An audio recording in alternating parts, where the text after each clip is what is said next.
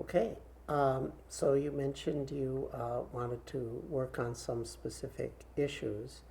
Um, Anything you'd like to just tell me briefly about those issues before we start to work in terms of what it is and what your goals would be in working on it? Yeah. What I'm working with now is a strong feel component that has, you might call it touch, I sometimes call it secondary feel, but that tension that comes around the feel can lock into quite a dramatic degree. When it first arose, it seemed triggered by external event, but it's a response, an emotional response to an event, but I think it became clear that as I processed it, that it kind of worked as a magnet to draw years to who knows what other stuff up with it that matched that emotional frequency. And then for a while now, several days, I've been working with it. I let go of there having to be any talk image component. And it's just a huge amount of feel, which I have techniques and ability to process, but it's quite a significant event. And I thought, time to call in the big guns. And I thought you could help me with this, and maybe someone could benefit from that help. Let me ask some questions so Yeah. I can make sure I understand the situation. You're having a lot of emotional type body sensation, what I Yes. call feel. Right. But I think that you're saying that you have a muscle tension reaction to that feel when it arises. When I think there's a very, very strong feel, and because it is so nonstop and intense, that the body just starts to tighten around it in a way that I'm working not only with the feel, but I have to kind of work with the tightening that comes around it. And so I might work with one, then work with the other, but there's no question the core, it's feel. And everything else is just because it's been so intense for so long, the body's just starting to, and I'm literally now experiencing physiological things in the body just simply from that tightening around the feel. Does that make sense? Yes, and so you want to work with this sensory phenomenon, the underlying emotional sensations, or feel as we would put it in the technical vocabulary, body sensation that seems emotional. And then there's a kind of physical response in the form of muscle tension. And that muscle tension, some people consider that to be a purely physical sensation. But because it's so linked with the emotions, some people consider it to be in and of itself an emotional sensation. Okay. And we can parse it either way, depending on what's natural for that person. I have a few other questions to ask you. It sounds to me like you've already been working with it in the way that I would consider optimal. By that I mean that you're sometimes focusing on the tension reaction, sometimes focusing on the underlying feel itself, which is the general strategy of divide and conquer. So, and I've been using a lot of flow is probably where my natural strength is, and I can work with flow and almost immediately have some kind of response to that of going into it, but then it re-arises and re-congeals. So I thought, okay, I've got to maybe work more deeply, or maybe you can just help me. Well, probably the strategies that you are using are already optimal. That's my guess. And it's simply a matter of continuing with them. But let's just do some interactive stuff, and we'll see what comes up. I'm not sure that there's actually anything new to add content-wise. It may just be a numbers game of continuing what you're now doing. Right. But like I say, let's see what happens. Do have a couple more questions. Does the tension reaction that you're referring to, does that tend to come up in a pronounced pattern in real time, or is it more of an ongoing sort of situation? By that I mean, is there a clear sense of there'll be an eruption of feel and then there's a tension, eruption of feel, then there's a tension? Or is it that the tension is sort of there in a fairly ongoing way? Or does it tend to fluctuate moment by moment with the fluctuations in the feel? A little bit of the second, a little bit of the third. The feel is pretty continuous, pretty intense, but there is a rising and falling depending on if I'm able to give it, if I'm able to stop and go into it. Sometimes it might multiply in effect times 10 and become quite more than what you wanted to deal with, but I'm assuming that's a part of the process. Sometimes my work with it will help it flow. The tension does not correspond directly to the feel, and what I'm calling the tension is just from the feel having been so consistent, there's a kind of a not breathing and a tensing in that's creating stuff in the back. That's what I needed to know. So it's not really a moment by moment tensing, physical muscle tensing around emotional body sensation. It's more the result that the emotional body sensations have been ongoing for so long that you're getting this secondary sensation. Yes. Okay, now let me ask some other questions. You talk about the feel breaking up into flow. Yeah. And I'm assuming that happens with some consistency. Oh, whenever I focus in on it, yes. That's. How about the tension reaction? Does it break up into flow? If I'm focusing towards that, yes, that can break up into flow as well. They all do kind of like a rubber band snap back into place a lot. It just feels like there's just been a momentum of. Okay, they break up into flow, but then they can re-solidify.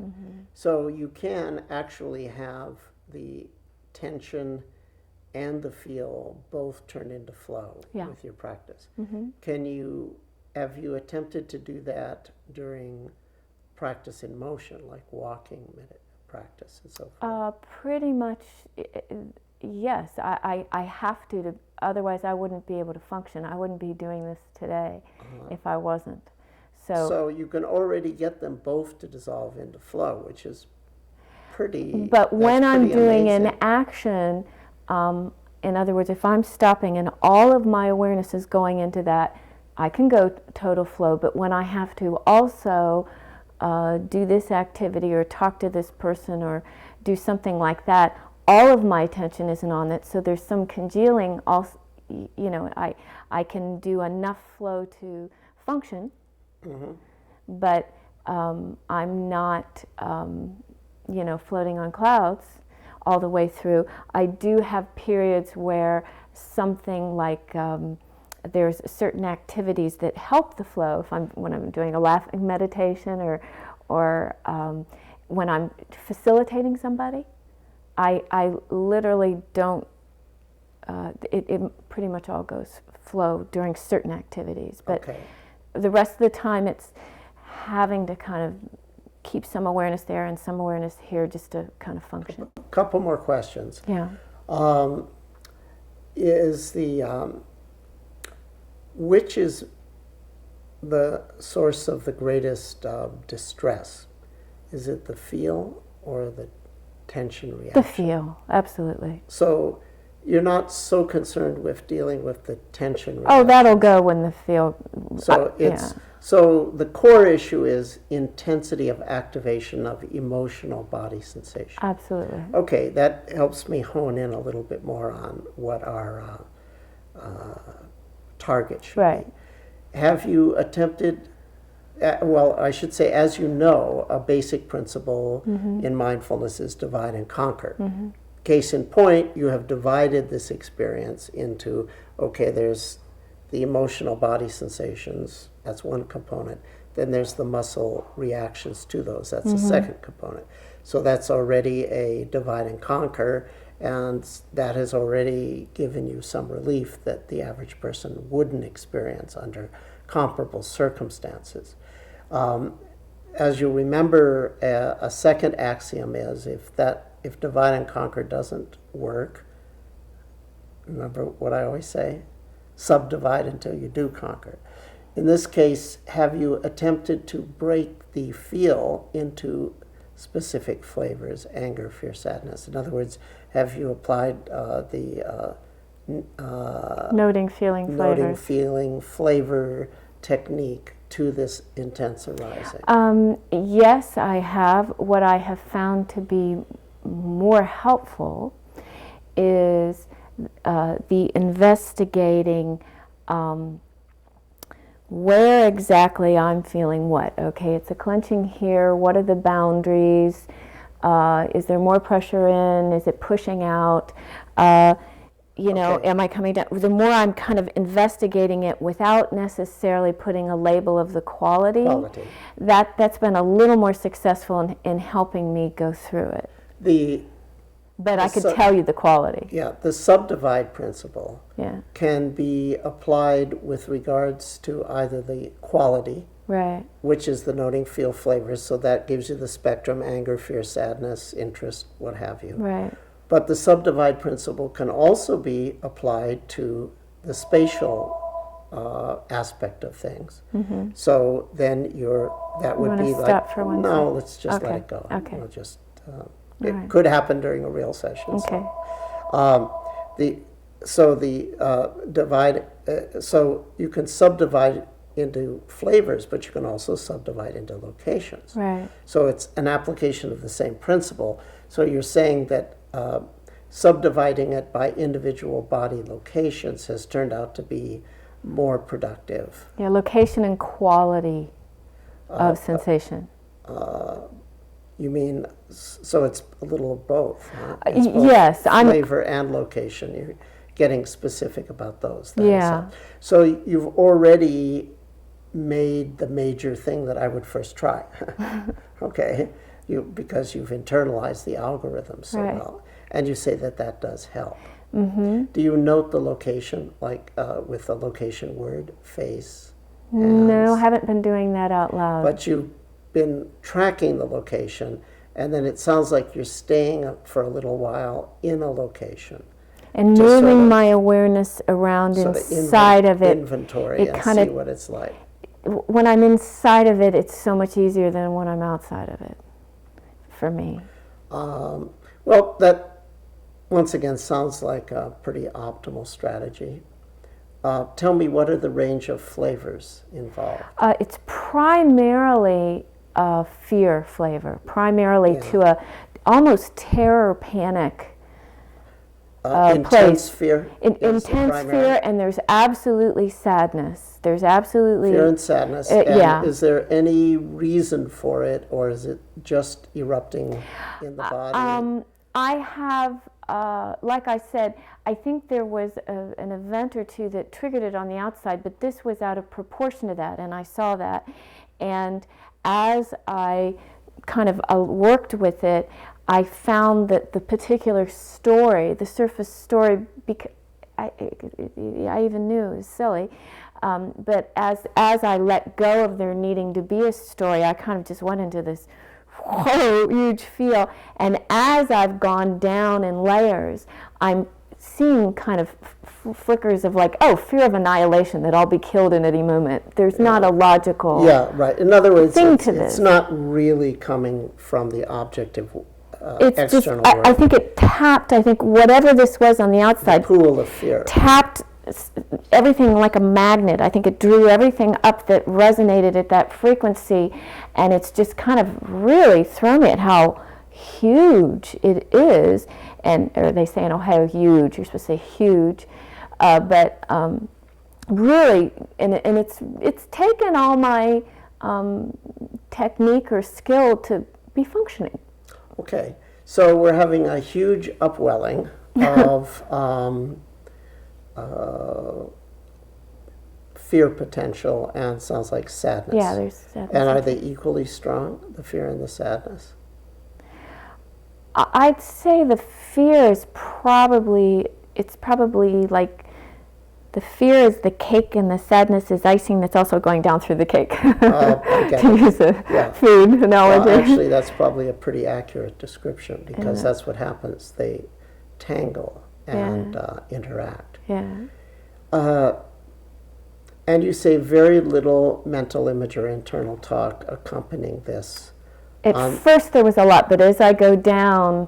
It's almost pure body. How about very subtle image or talk activation, subliminal, that's hints of something? The subliminal stuff is where that annihilation came up. Yeah. Okay, that is starting to suggest some strategies. Okay. Let me ask you further. I say annihilation, but the thing that comes up would be killed. Like anybody at any moment could kill me. Yeah. You know, and it's phobic. It's fear, and this is good. You've heard me a million times talk about how before we break through these things, they need to become, my phrase is, continuous and ubiquitous. Continuous means unbroken in time. Ubiquitous means everywhere in the body. And we have to. We're going towards that. If that's happening, then a process of permanent purification is happening. So people, of course, are averse to the notion of letting something like fear or sadness become continuous through time and omnidirectional in the body, ubiquitous through the body. But that's penny wise and pound foolish, because being unwilling to pass through that temporarily keeps them always with the sword of Damocles of fear hanging over their head, and likewise with the other negatives like sadness, anger, and so forth. So you have to reach a point where it's completely irrational, completely over-the-top intense, doesn't stop in time, and is in every cubic centimeter of your body, if not of the known universe. You know, in other words, perceived as larger than the body. And say, okay, I would allow this to go on forever. It's at that point that you're getting optimal catharsis in the sense of cleaning out. So it's taking a while, but I'm getting a clear picture. Just hearing you say that makes me feel better. You know, I mean, I still want to work, but you know, it's kind of just helpful to have somebody say, because I've just been working on it by myself without talking to anyone, and it's very helpful to hear it. But it's just helpful to hear that, you know. Yeah, I would say that this is the stage before people become free. It's interesting too, because when I had a physical issue a year ago where I had excruciating pain in my body, what happened was it felt like my skin all over my body was burned, was singeing, very hot, and the neurologist and everybody said it was probably in response to the pain. They said it's just your body's into an alarm alert mode. That's getting activated by this fear. So like I have that in addition. So you talk about hot, you know, it's like you know, I've got that on the outside, this kind of singe, and that will definitely, directly corresponds with the intensity of the feel. Okay. So that's enough, isn't it? It's a lot to work with, but actually I need a little more information. Okay. Do you think that it's interacting with subtle levels of talk or image? Very, very subtle. What do you subliminal. mean interacting? By that I mean that the fear and sadness might be intensified by subtle subliminal activations of visual or auditory thinking.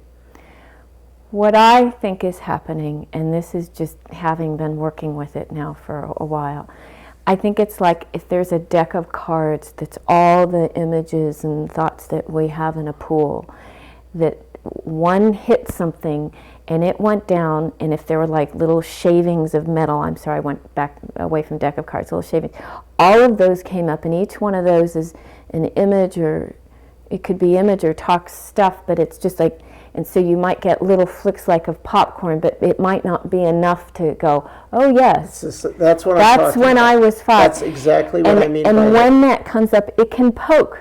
It can kind of like add a little bit of a wood shaving to the fire, but it's like the feel called that up, and then that might poke in the feel a little bit.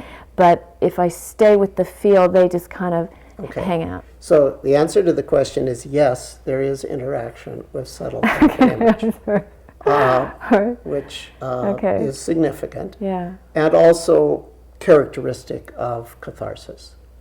Although it may primarily come up as body feel flavors, subliminal auditory and visual thinking often enters into the gestalt, especially the visual, because people don't usually hear hell, they usually see hell.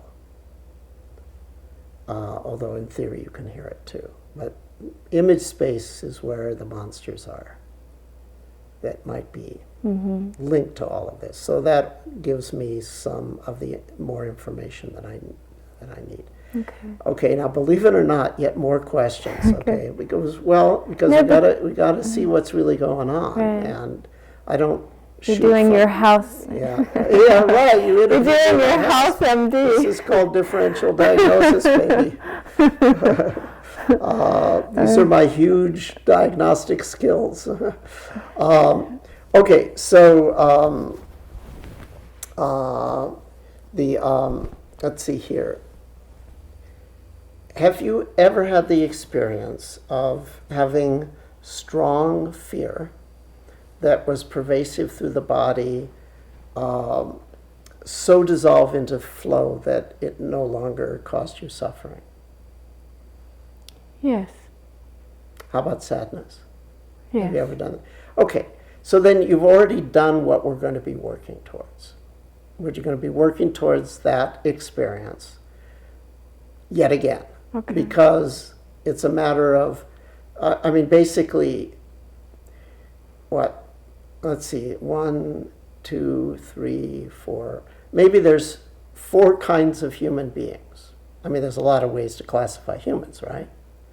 But maybe one way to classify all human beings is there's most human beings who have never had the experience of physical pain flowing so completely that it turned into a flavor of catharsis rather than a flavor of suffering. Most humans have never had that experience, okay? So that's most humans. Then there are the humans that have at least had that experience once, okay? Then there are the humans that have had that same experience but with regards to rage, terror, or grief. That's a whole other thing than physical pain in terms of what it's like when that breaks up. So we've determined and I think harder. Incomparably harder. Because pain is just pain. The emotional sensations have been honed by evolution to grip us and control us and distort us. They've been honed by evolution for that task. That's what hell is. Hell is rage, terror, grief, shame flavors that have become so activated that they're able to convince you that not only will this be all you ever experience from now on, they're actually able to convince you that you never experienced anything else. They have that much distorting power so that it seems like eternal in both directions. That would be hell. Purgatory is when you've experienced those sensations enough that they can't cause that illusion anymore, but they're still there and you're working with them. And then the threshold between purgatory and heaven is when it turns into flow that we've been talking about. So believe it or not, one other question. Besides fear and sadness, are there hints of any other flavors in there? Like anger or shame? I've actually looked specifically for them. I think the shame flavor can, like if something happens in the external world that embarrasses me, I feel that shame, and that can trigger all this. It's irrational. It's irrational. Is it part of the present gestalt, the shame flavor, or is it pretty much we're dealing with sad and had? If we call fear had. Just for alliteration. Sorry, I couldn't resist. I know, you go for it. Because there's mad, sad, glad, and had. You're changing my feel flavors here. Right. Don't worry, we'll get back. It's okay, they'll come back. We'll get back to hell soon. Okay, here's what's interesting. That heat I talked about in the body, it shares territory with shame and embarrassment in terms of the flesh. Yeah, makes sense. And so it can trigger it. So they're all kind of interlinked in that way. Okay, it's all information that I need to do the guidance. Okay. So let's do it. Okay. Okay, so take a moment to stretch up and settle in and focus for just a second on physical relaxation into the posture.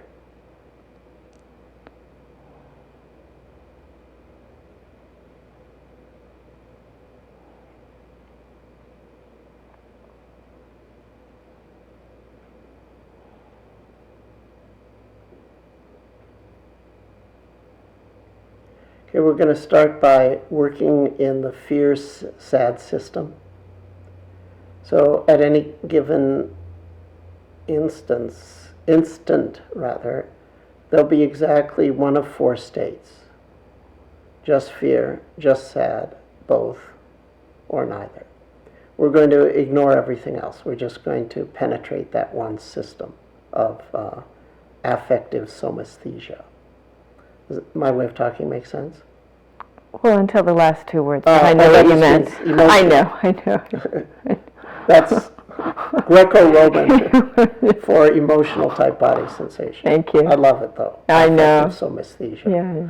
Okay, so I'd like you to note fear, sad, fear and sad, or none. One of those four. You want fear and sad or both? Let's use fear and sad with a Boolean and operation. So we'll get the four logically possible states of the fear-sadness system. Okay. Any questions about that? Mm. Okay, good. Out loud? Yeah, for starters. Fear and sad. Fear and sad. Fear and sad. Fear and sad. Fear and sad. Okay, good. Now go to mental labels. Thinking the labels rather than speaking them. Okay.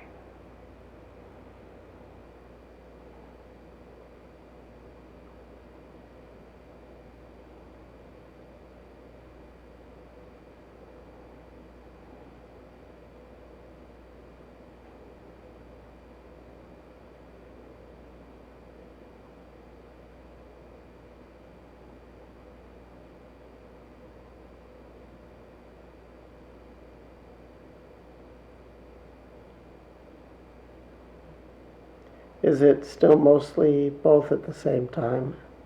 Yes. Okay, good. Now we're going to work just with the fear. I'm assuming that there is one or more areas of local intensity for the fear, is that correct? Yes. Is it one or are there several disconnected? There's probably one primary one that spreads out and has little branches to it, and then there's a little bit of a journey to a secondary one for the most part. Okay. So the primary one spreads branches. How broadly? The primary one is right at the center of my chest, like right in between my rib cage. How broadly are the branches spread through the body? It kind of comes down around to the side and in there, but it kind of spreads out a bit, like the core, the center is kind of there in a kind of big odd shape, and then there are ways in which I think it kind of reaches subtly, like subtle veins kind of going out around to the middle of my back. Okay, well, excellent detection skill. I'm assuming that the subtler ramifications are of less intensity. Absolutely. Okay. Here's what we're going to do. We're going to just work with fear. Okay. Each time you note sad, I would like you to zoom out to the subtle ramifications. Focus on them only. On every time I note sad? I'm sorry, every time you note fear. Okay. Go out to the subtle ramifications and work towards perfect equanimity with those subtle sensations. Because they're subtle, it may be possible to have complete openness with them, even though you can't do so with the local intensities that are at the epicenter of it. Right. So we're going to use the zoom out option on the noting. Okay. And you're going to zoom out to cover the subtle spread and work towards perfect equanimity with that. And don't concern yourself with the local splash at the center at all. Okay. Just with the global ripple in a rhythm with the mental labels of fear. All right. The word fear. Okay. Any questions about that?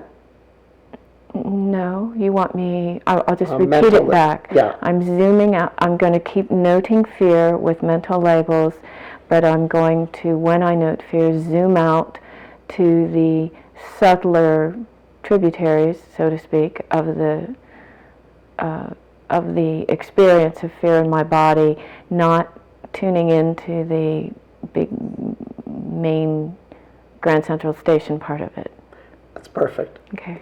And yes, and by mental label I mean think To the word myself. fear Okay. to indicate that that's the flavor. And then you zoom out. And then I'm just going to have you do that on your own for a few minutes. Okay.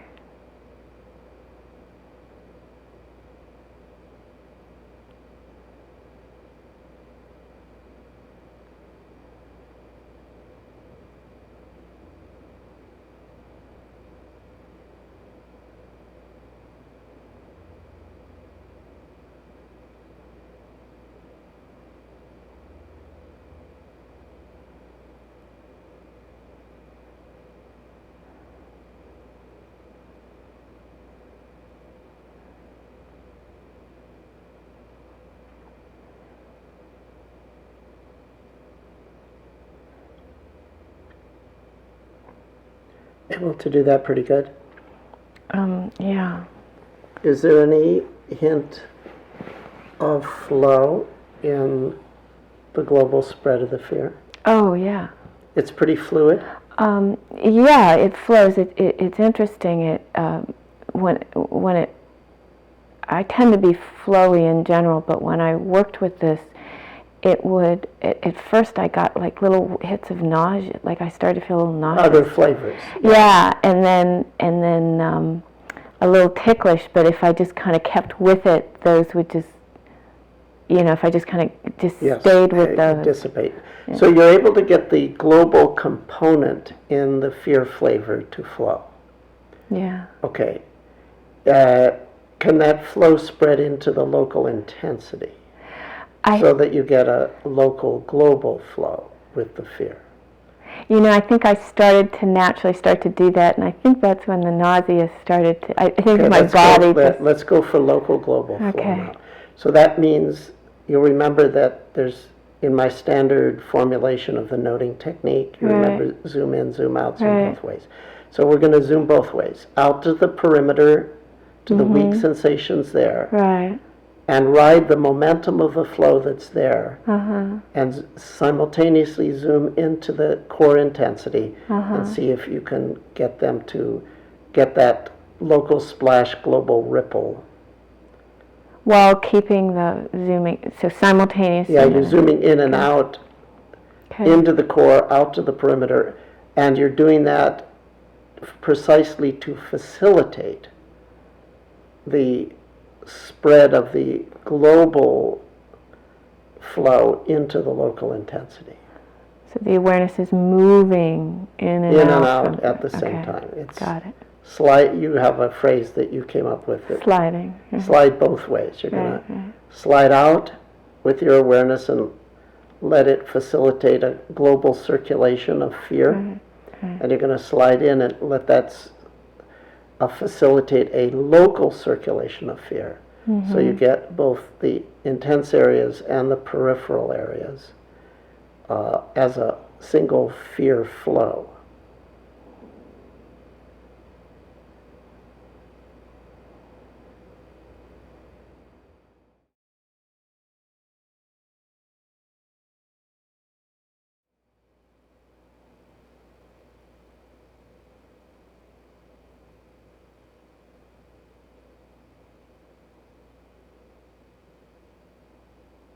Able to get a little sense of that? Oh, yeah. Good. So that's a catharsis, a releasing of fear. Yeah, Now, it creates this kind of center of this, it's kind of a deep joy that kind of comes up the center, but then I get really hot. Yeah, let the joy be there, let the heat be there. These are all sort of reactions to the catharsis. Okay. And if the heat produces more fear, then just dissipate that in the fear. Okay. Okay, except that we're going to let go of the fear now and go to the sadness. Okay. And don't have to be a rocket scientist to figure out what we're going to do. Right. Same procedures. Start with the periphery of the sadness flavor. Okay. Work with that. See if it's amenable through a zoom out process to an experience of a global flow in the sadness. If that's feasible, do that, and then go in and look for the local flow in the epicenter, and you're going to get a local global flow in the sadness, if indeed that's sort of doable at this time. I'd like you to explore the doability of that with regards to sadness. Just give it some time.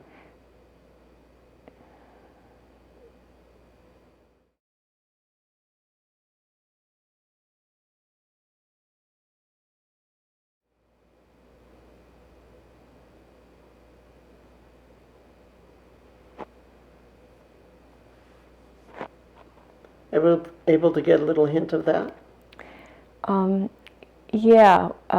Since the sadness doesn't have the same vein network of spread, I just kind of, since I didn't quite have the subtle area, I just went around the boundaries of it. That's exactly correct. That corresponds to the subtle. It's just less widespread. Yeah. That was a good I just made the boundaries soft and then treated that like... That's right. That's what I would have had you do. Okay. So you're able to get a little sense of that. Yeah. Okay, good. Yeah. Now,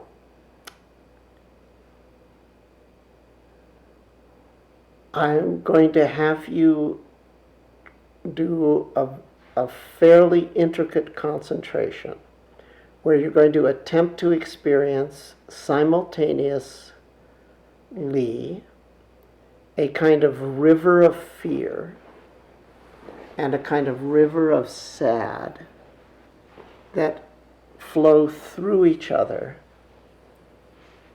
interpenetrating without interfering. So it's almost like... Could you say that again? Oh, yeah, right. There's the sadness flavor, and it's a sort of like giant liquid drop that's sort of expanding and contracting, right? Right. And there's the fear flavor, and it's a giant liquid drop doing the same essential dance. Right. Now, you know how in a ghost movie, you see that the ghost can walk through the wall, right? Right. The ghost passes through the wall gives no resistance. Right. Now imagine you didn't have a ghost in a wall, but you had two ghosts, Right. and they were both doing their own thing, but they could pass through each other without disturbing each other Right. when they occupied the same place at the same time. So you're going to have these two ghostly waves, one flavored fear, the other flavored sad, and they're sort of dancing, except unlike physical dancers, parts of them, even all of them, can occupy the same place. Right. So they're constantly waving, and the waves pass through each other without disturbing each other, without developing pressure areas where they would clash. Mm-hmm. Does this metaphor make sense? Yeah.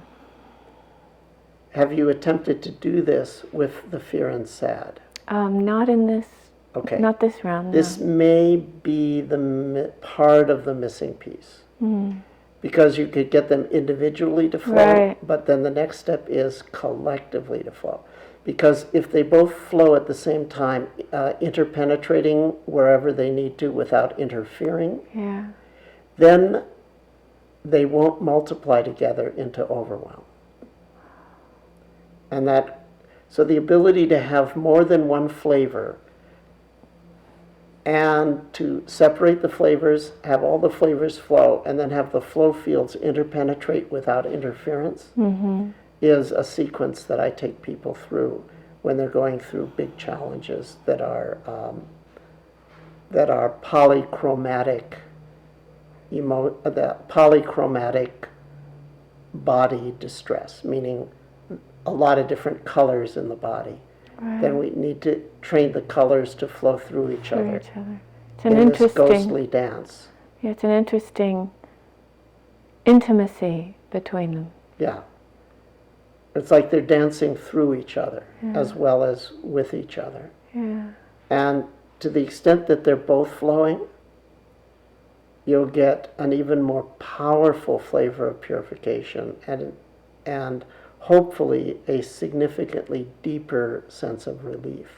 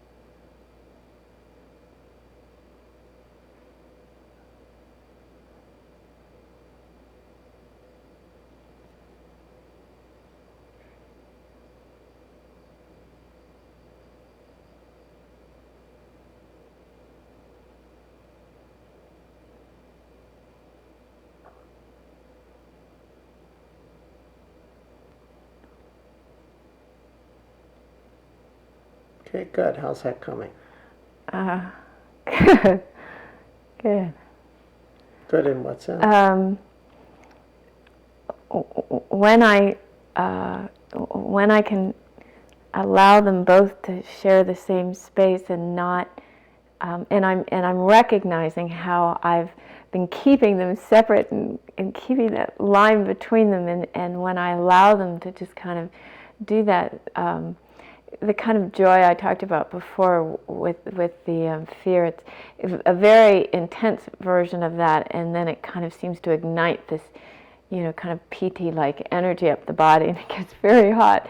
But it's so you're getting it's hot and rapturous with fear and sadness. Yes, I am. This is, most people would say, is rather counterintuitive, but your facial expression proves it. Yeah. Okay, good. It's really interesting though, because as it does, I find myself wanting to comment on it, and I'll go off and talk, Yeah, it's good and that then you it, and detect then that, I, because that would and be then a it whole loses riff. it a little bit. That's Yeah, right. and you have to come It's got back. to be done purely in the body. Yeah. It's because the comments, and then It does trigger some little Yeah, chocolates that's to go all about it. That's right, but your years of practice allowed you to spot that and not sort of go down in that. Well, plus there's motivation to kind of stay with this. It's kind of, right, it's intrinsically rewarding. Now, next step, see if you can have the fear and the sadness dancing with and through each other with your eyes open. And you may find defocusing the eyes initially helpful. So we can maintain it somewhat into more ordinary experience. Right.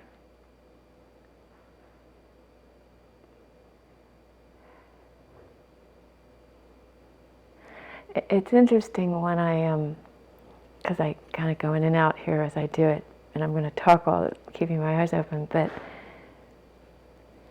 I'm getting to where I'm honing in on the one specific place in the body they both share in a powerful way. And if I can just kind of keep track of flow there, letting it be, whether it's the red or blue, it kind of helps me maintain it with my eyes open more. Good. Now see if you can keep some contact with that even after we make some eye contact. It may be a little trickier, but this is what we just did here is probably one of the missing pieces in the of the solution to the situation that you described. I'm not sure it's all of the missing pieces. I've got a few other ideas besides this. But I think for this is a good one. For this session, one epiphany is worth the price of the price of admission. I'll leave the money on the table. You haven't done this before. This theme of I remember flavors. Interdigitation was a word you used to use, and it's what's so interesting. As soon as you guided me on this, I thought, I'll guide somebody else in this. I'll guide somebody else in this, but I didn't think of it for me. I was just too busy. You remember to do this. You remember to get the flavors to do this. I'll have other people. Right, but you didn't remember that you could do it for yourself. I was just, all my circuits were just so full, I guess. Well, that goes to a very general principle in the way I set up my approach to meditation, which is that the assumption is that when people face real challenges, even people without a background in practice, if you interactively guide them, will be able to have pretty dramatic experiences pretty consistently, dramatic, positive experiences. It has also been my experience that people that are quite good at meditation, when they're faced with real life challenges, can easily forget. But all you need is somebody to do this. And it's like, oh yeah, I knew how to do that. Yeah.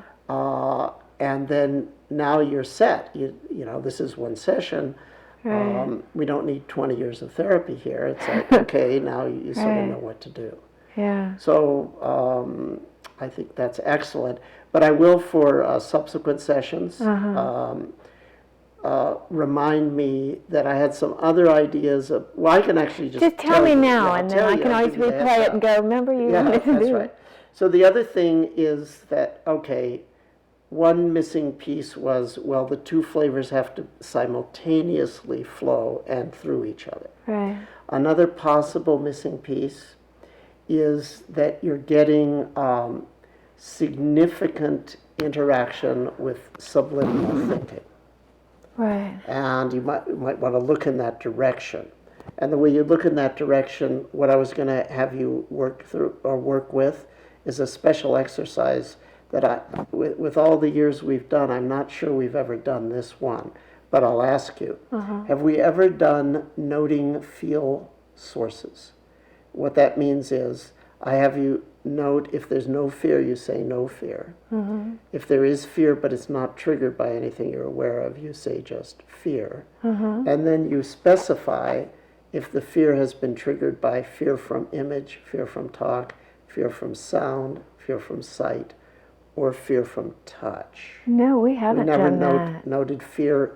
I call that noting feel sources. And feel Right. can be generic or specific. Right. That was the next thing I had in the hopper to try after this, Right. because what may be happening is that you're getting significant triggering from other senses Right. that are activating the fear in real time. And usually you know how I always say, okay, what is science in a nutshell? How much of what, when and where, interacting in what ways, and changing at what rates? Right. Typically, I emphasize the what, the where, and the rates of change. But some of the special techniques are designed to elucidate the interactions, specifically what's triggering what. And I find that when people are going through significant intractable fear experiences, Right. or emotion in general, but especially fear, literally a few minutes of noting what is triggering that fear in terms of the broad sensory categories. So we can now detect no fear, fear but not triggered by anything. Okay, no fear, fear from image, fear from talk, and especially subtle image and subtle talk, the subliminal stuff. The way you know that's happening is you get a tug towards image space or a tug towards talk space. No content awareness at all, but the next instant there's a spike in the fear in the body. Now you know that the I'm subconscious quite aware mind, of having that. yeah, the subconscious. Well, it turns out if you ask yourself, if you constrain yourself in real time to note, did it come from image, talk, sight, sound, or the physicality of the body? Because it's Right. got to be one of those five. Right. That keeping track of the whole system, somehow that vastly reduces the overwhelm.